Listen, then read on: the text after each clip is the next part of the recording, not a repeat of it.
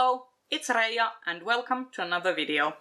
Today I am going to share with you my book haul for the year. Now, you know me, I don't do monthly book hauls, I don't even do quarterly book hauls. But this time I feel like I have enough books to show you that it warranted an actual haul. These books are things that I've received as gifts as early as Christmas, and also books that I've kickstarted and books that I've bought. And recently, after Hedda's death, my partner took me to the local recycling center and I got to pick up a whole bag full of books, just as a sort of retail therapy, because I needed it, because I needed something to fill the void. And without further ado, let's get started with all these hecking books.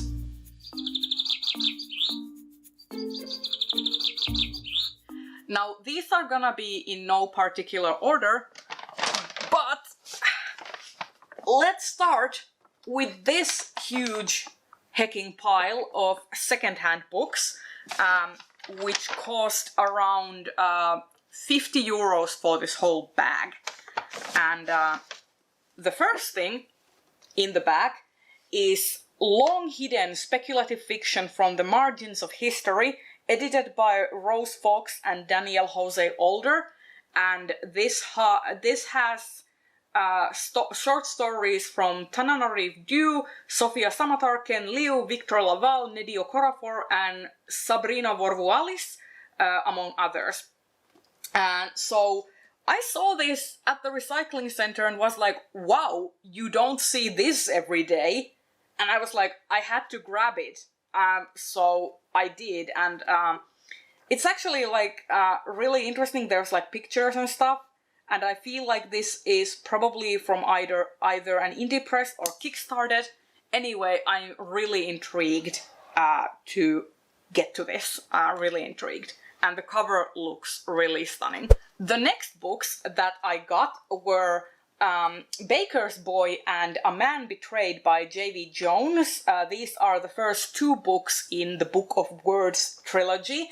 And I actually got these because we did a collaboration video on underrated fantasy for the World Hoppers channel. And Chris from Chris Bookish Cauldron was in that group we did the video with, and he was talking about J.V. Jones. And then we went to the recycling center the next week and I saw these books by J.V. Jones and I was like, well, Chris didn't talk about this trilogy, but these books are here, so I'm just gonna buy them. And these are like such standard 90s fantasy covers. Really reminds me of Tad Williams' Dragonbone Chair and stuff, so I'm really intrigued to pick these up. So yeah, no idea what I'm gonna get into reading these, but anyway, I just thought that they looked really nice. Then I got The King of Elfland's Daughter by Lord Dunsany. This is pretty much classic elf fae fantasy. This is a standalone. So, this is probably a library copy because someone has gone to the extra trouble of covering it with like protective plastic, which I actually really enjoy. I have done that to some of my books. For example, Swordspoint. I've cracked the spine so many times that it needed a protective layer to keep it going. That's just what happens with mass market paperbacks. So I am very happy about having a protective layer. Also, this just like that old vanilla book smell and the very yellowed pages. I'm happy. I am happy. And then I have Prospero's Children by Jan Siegel. No idea what this is about, but like apparently it's like a portal fantasy. And yeah, a mysterious isolated house awaits 16-year-old Fern and her brother Will for the summer holidays. And as the old house reveals its secrets, their familiar world starts to fracture, giving access to a magical and corrupt land destroyed thousands of years ago. Sounds great! So yeah, really excited about this. And then pretty much the rest of the thing is Fushigi Yugi. Like, I got pretty much, like, I got all the volumes of Fushigi Yugi, so here's some.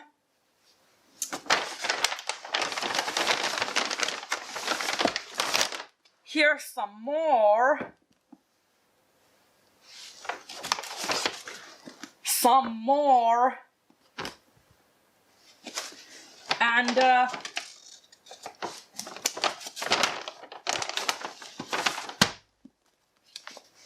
the rest of them, they're not in full order, but the whole series, all 18 volumes in the Finnish translation. Only 16 volumes were available at the actual recycling center, but I went to the Finnish version of Craigslist and looked up the volumes that I didn't have, and I found them for real cheap, so I just had them mailed for me. So now I have the whole 18 volume series of Fushigi Yugi, which is basically a classic Portal Fantasy magical girl manga. It is like on par with Sailor Moon as one of the magical girl mangas that really defined the genre in the 90s. And I have never actually read it. I have watched some of the anime, but I have never read the manga. And I thought, I saw it and I was like, well, you know what? I'm just gonna go for it. So I went for it. And here it is. All 18 volumes of it. The whole full series. Don't know when I'm gonna get to it, but you know, I have it now. And then the very last things in that huge sack of books is the second and third volumes of Magic Knight Rayearth, which is also a very like classic magical girl manga from the 90s. And then the first volume of the second part of the series, and these are also in Finnish and I am collecting them. I bought the first volume of the Finnish editions in 2019, I want to say. And now I'm slowly collecting these. I'm missing the last two, and then I also have collected this series. So yeah, really happy about it. Magic Knight Rayearth was one of my very first introductions to like manga reading. It was one of my first mangas that I ever bought for myself. And you might ask, well, if you bought it, why didn't you have it anymore? And the reason being that approximately when I was 20 and moved out of the house, 20-year-old Reija was really stupid and basically culled most of their manga collection because I started being afraid of what others would think of my infatuation with manga and anime. Never be afraid of what you like. You can like things. Don't let others tell you that you can't like things, because otherwise you will throw away some of your precious memories. Don't be like me. Don't, like, do as I tell you, not as I do. Anyway, I'm slowly building my collection back up. And then here are some books that I have received and bought in no particular order. First up, I have Green Rider by Kristen Britton. Kelsey from the Fancy Hat Lady Reads kindly sent this book to me. She was getting rid of some of her fantasy books and asked if anyone wanted them, and I was like, please, can I have? And she was so kind as to send this to me, so thank you, Kelsey. The book got here safe and sound, and I'm definitely going to try and read it this year. Also, it's another fantasy book with a nice horsey on the cover. If you know me, And if you know anything about me, you know that I really love horses on book covers.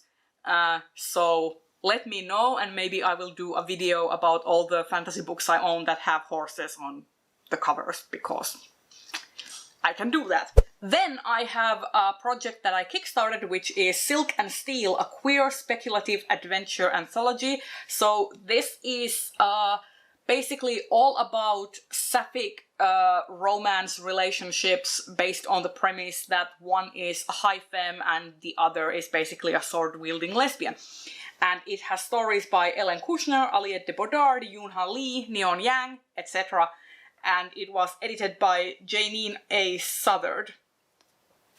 Really excited about this one, especially like the premise just tickles me. It really tickles me. So I can't wait to read it. I will probably, like, when I'm going to read it, I will probably try and make like a dedicated video of me reading all of the stories and reviewing this book as a whole collection, because I find it difficult sometimes to read short story collections because there are multiple stories and you have to kind of like be in a certain mindset. So yeah, I'm probably going to approach short story collections similarly as Kelsey from the Fancy Hat Lady Reads does them, basically dedicating videos to the collections themselves. So yeah. Then I have The Four Profound Weaves by R.B. Lemberg. And this is a novella that's also, I think it's shortlisted for the Nebula this year. And this cover, so great. This is basically a story that navigates like things like gender and tradition, and things like, it has like weaving magic.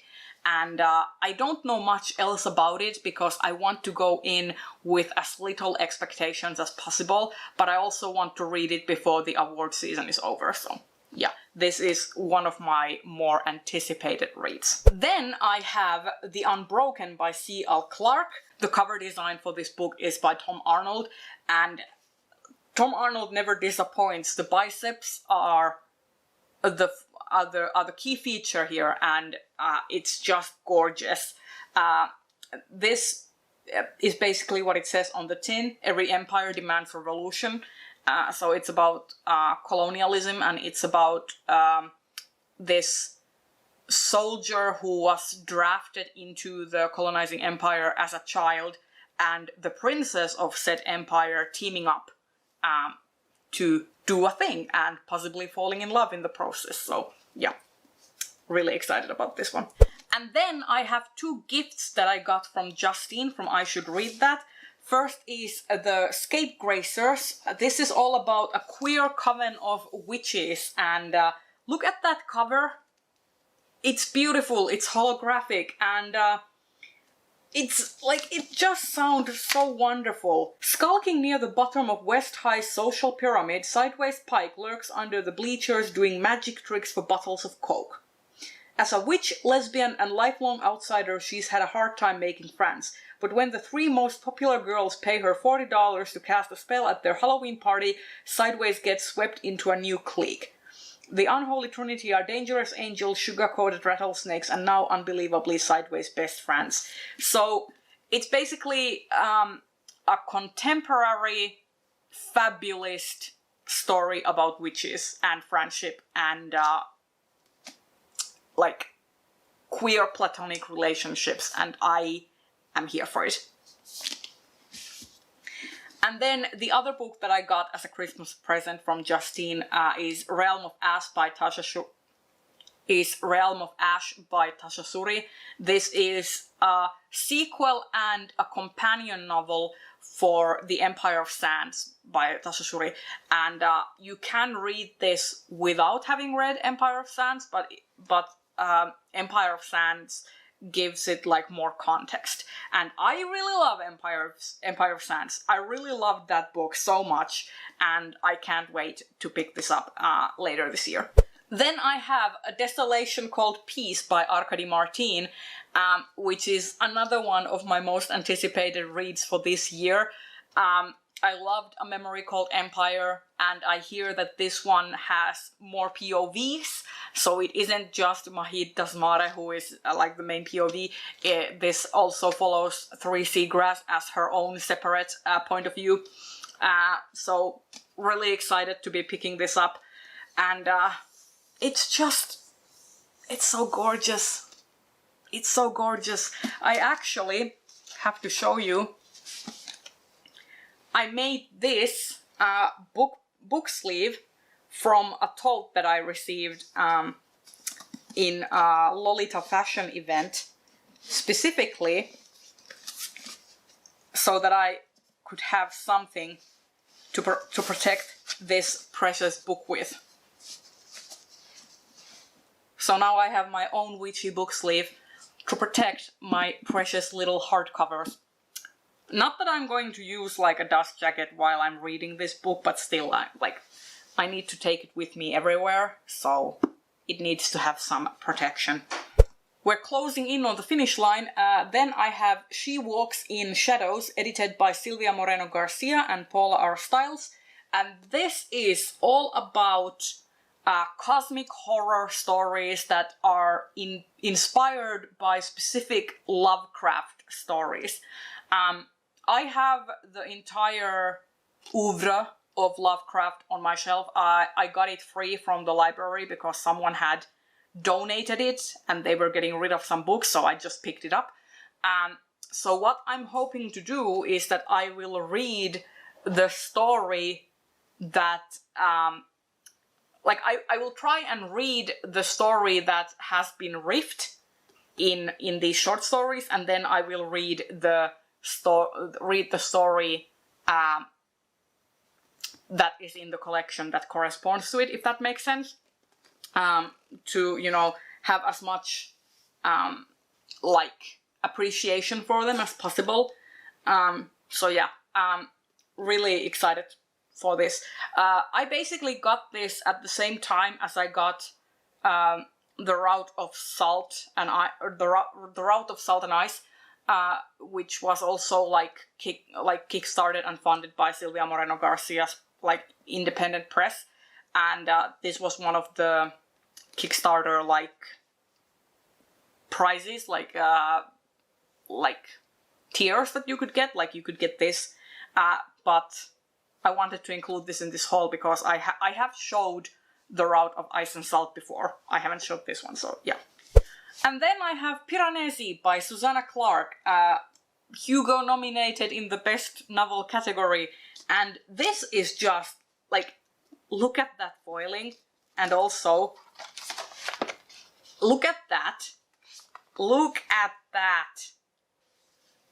It is so gorgeous, and the end papers, this is such a spectacularly beautiful book. And yeah, it's also so much shorter than Jonathan Strange and Mr. Norrell. And I'm silently happy about it, because that book was so long. I liked it, but it was so long. And the very last book in this haul is Becky Chambers, The Galaxy and the Ground Within, the last book in the Wayfarers series. And I got this for myself as a belated birthday present. This came out in the same month when my birthday is, so yeah. And it has my favorite color scheme, which is purple and pink. And yeah, I'm just so excited. Well, I'm not excited about the series ending because it's one of my favorite series and I just love the hopeful, positive vibes that this series gives. But I am very excited about going back into this world, into those happy, positive, hopeful vibes. I just love books where people are making the effort to be good for each other. So yeah, can't wait to read this one. And there you have it. These are all of the books that I have acquired in the past 7 months or so. I am not even trying to pick them up because there's a lot. Tell me in the comments which of these sounds the most interesting to you, which of these do you want me to prioritize picking up for reading, and leave me a book pile emoji down in the comments so that I know that you were here. And I will see you in another video very soon. Bye bye!